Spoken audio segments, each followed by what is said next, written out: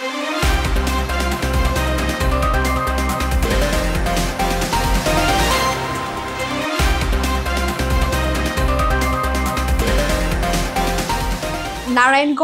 দুই নেতার সৌদি আরবে সাক্ষাৎ।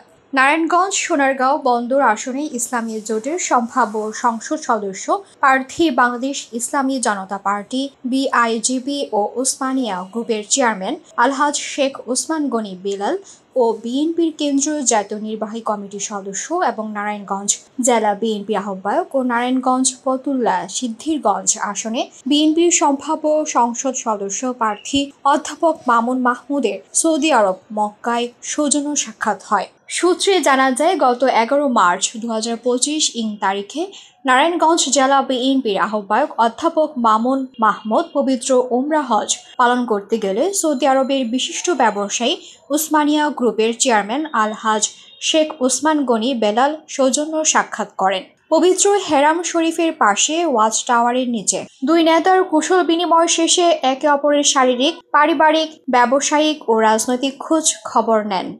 সৌজন্য সাক্ষাৎ শেষে অধ্যাপক মামুন মাহমুদকে সৌদি আরবে অবস্থিত ওসমানিয়া গ্রুপের অঙ্গ প্রতিষ্ঠান ওসমানিয়া ট্রাভেলস এজেন্সি ও ওসমানিয়া ওয়েস্টিজ বিজনেস এর কার্যালয় পরিদর্শনের আমন্ত্রণ জানান আলহাজ শেখ ওসমান গনি বেলাল।